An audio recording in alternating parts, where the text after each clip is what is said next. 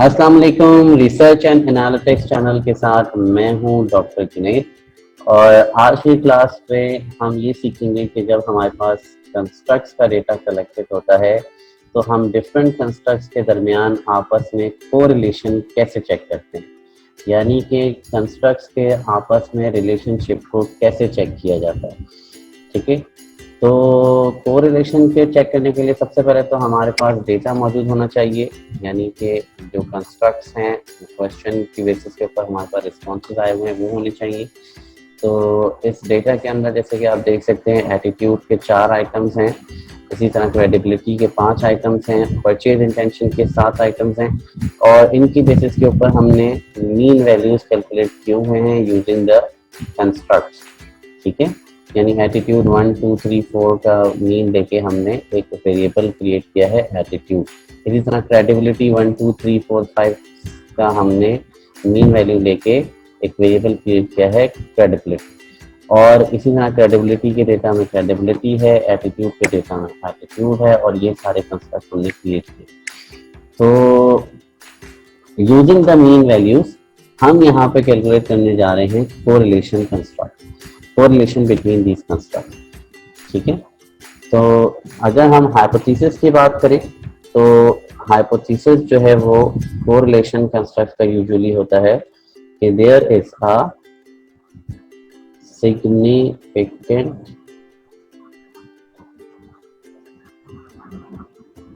relationship between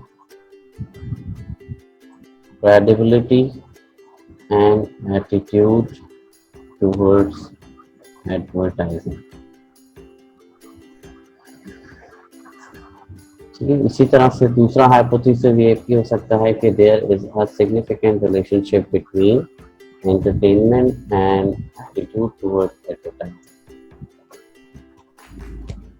और हम अपना हाइपोथेसिस ऐसे भी शेप कर सकते हैं कि there is a significant relationship between credibility, entertainment, irritation, and attitude towards advertising. It's up to you how you develop your hypothesis.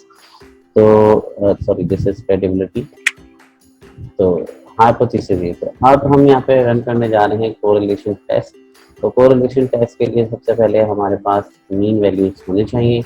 हम एनालाइज में जाएंगे, एनालाइज में जाके ऑप्शन सेलेक्ट करेंगे कोरिलेट का। कोरिलेट का ऑप्शन सेलेक्ट करने में हमारे पास ऑप्शन आएगा बाय वेरिएट, और बाय वेरिएट ऑप्शन सेलेक्ट करने के बाद यहाँ पर आपके जितने भी वेरिएबल्स हैं उन वेरिएबल्स का आपस में रिलेशनशिप आप चेक कर सकते हैं। ठीक है, तो वेरिएबल्स में हम सारे वेरिएबल्स सेलेक्ट कर रहे हैं।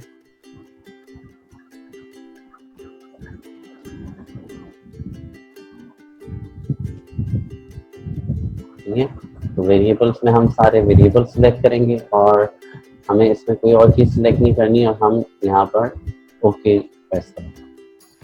ठीक है,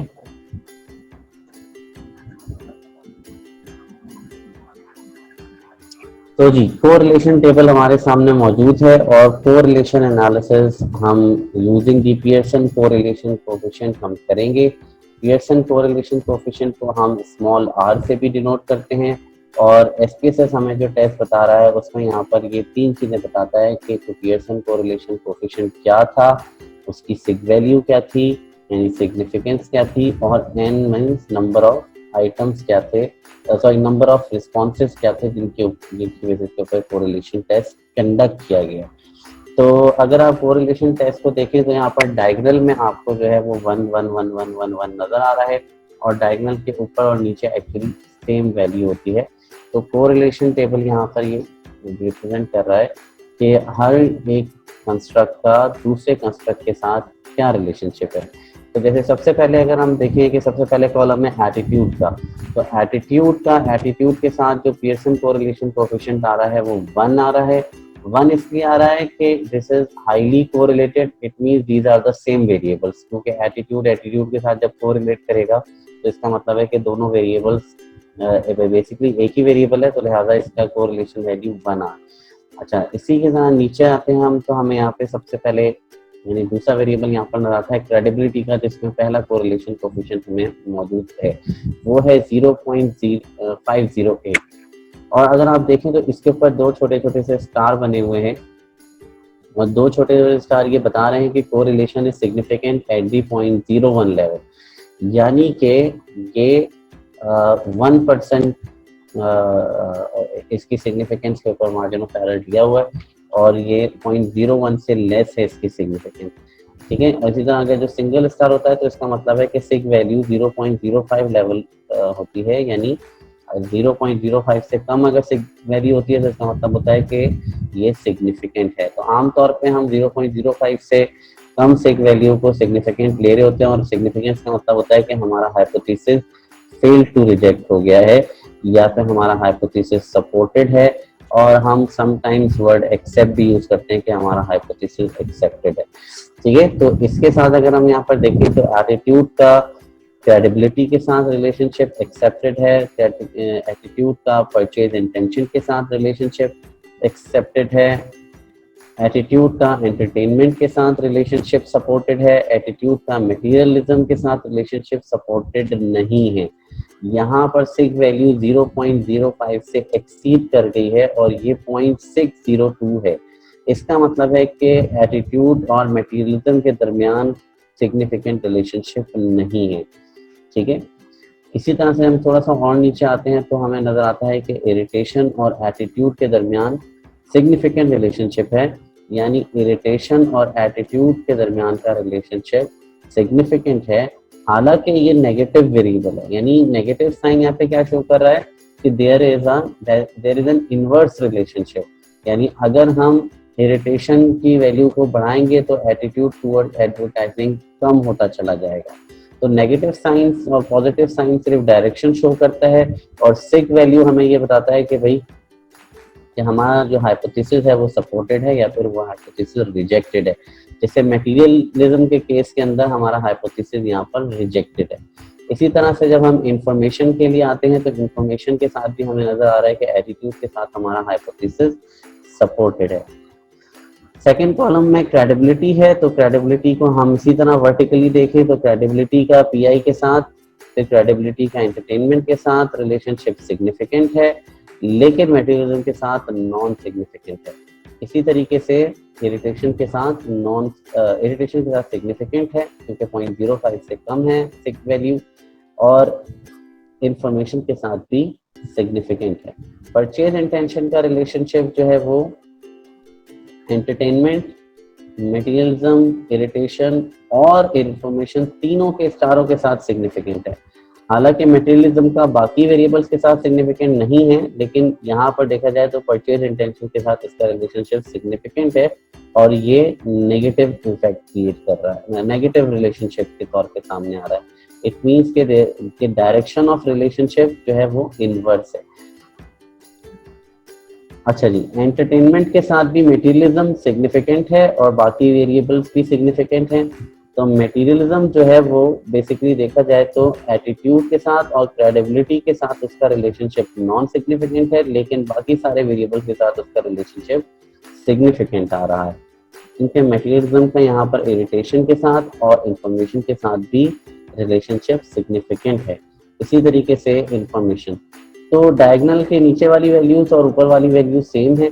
अगर हम नीचे वाली वैल्यूज को देख रहे हो तो फिर नीचे वाली वैल्यूज की बेसिस पे या ऊपर वाली की बेसिस पे होते हैं। एपीए स्टाइल के अंदर हम बेसिकली नीचे वाली वैल्यूज को देख रहे होते हैं, 1 के नीचे वाली वैल्यूज को रखते हैं। तो यहाँ पर हमारे जो रिलेशनशिप्स आए हैं वो कुछ सिग्निफिकेंट आए हैं और कुछ नॉन सिग्निफिकेंट आए हैं।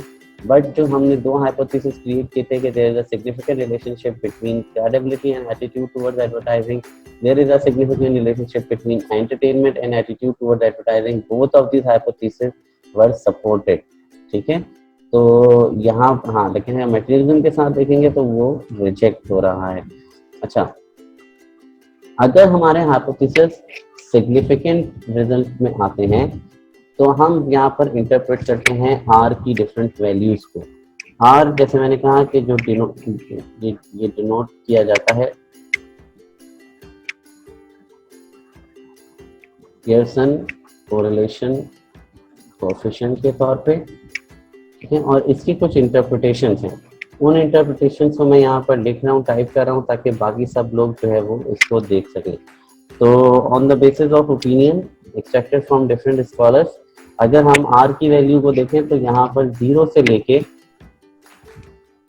0.2 तक का जो r है उसको कहा जाता है कि वो वेरी वीक और नो रिलेशनशिप।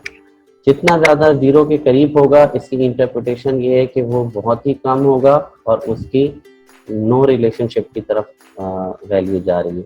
इसी तरह 0.2 की तरफ होता जाएगा तो वो बहुत ही ज्यादा कम उसका रिलेशनशिप वैल्यू यहाँ पर ये शो करेगा।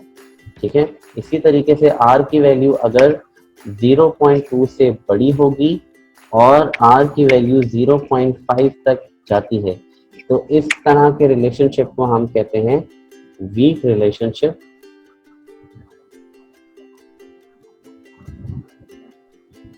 ठीक है, 3.3 इंटरप्रिटेशन ये हो सकती है कि अगर हमारे r की वैल्यू 0.5 से एक्सीड करती है और r की वैल्यू 0.7 तक जाती है तो हम ये कहते हैं स्ट्रॉन्ग रिलेशनशिप।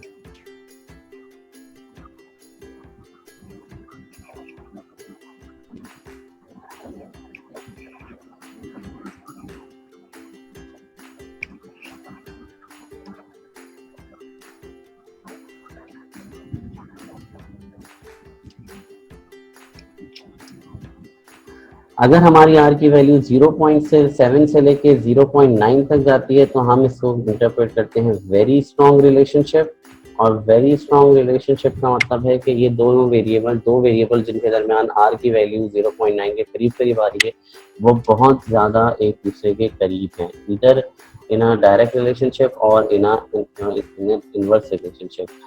ये वैल्यू r की जितना ज़्यादा 1 के करीब होगी, ठीक है, उतना ज्यादा हाईएस्ट कोरिलेशन माना जाएगा, उन दो वेरिएबल के दरमियान रिलेशनशिप बहुत ही ज्यादा स्ट्रांग होगा। और अगर R1 हो तो इसका मतलब है कि ईदर वेरिएबल्स आर सिमिलर और इट्स द सेम वेरिएबल। ठीक है, जैसे हमने यहाँ पे टेस्ट किया कि एटीट्यूड जो है वो एक ही वेरिएबल था और उसके दरमियान जो वैल्यू आ रही है पियर्सन कोरिलेशन कोएफिशिएंट की वो 1 आ रही है। ठीक है, तो ये या तो सेम वेरिएबल है या वो इतने ज़्यादा एक दूसरे के करीब हैं कि उनका कोरिलेशन की वैल्यू बहुत ज़्यादा एक्सीड करती है।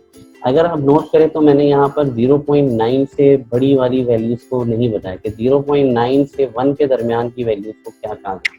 तो याद रखें कोरिलेशन टेस्ट हमें एक और टेस्ट में गाइड करता है जिसे हम कहते हैं मल्टी कोलिनियरिटी। मल्टी कोलिनियरिटी ये टेस्ट होता है कि जिसमें हम ये देखते हैं कि दो वेरिएबल कितना एक दूसरे के करीब है, उनके दरमियान रिलेशनशिप कैसा है। तो अगर r की वैल्यू 0.9 से बड़ी होती है और वो 1 तक जाती है तो ऐसे केस के अंदर हम कहते हैं कि there is a condition of high multi collinearity.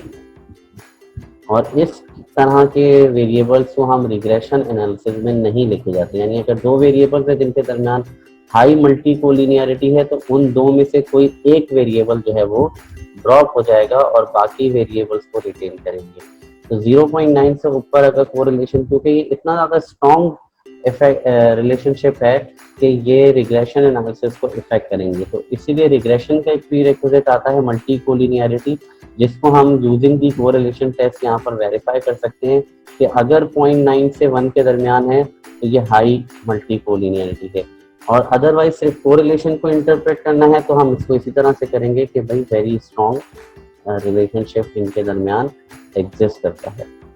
तो होपफुली कोरिलेशन टेस्ट की बातें और उसकी इंटरप्रिटेशन और उसकी वैल्यूज ये को आप समझ सकते होंगे, और इस वीडियो को देखने के बाद आपको कोरिलेशन टेस्ट को कैसे कंडक्ट किया जाता है और उसकी वैल्यूज को कैसे इंटरप्रेट किया जाता है ये बात इजीली समझ में आ जाएगी। Thank you so much.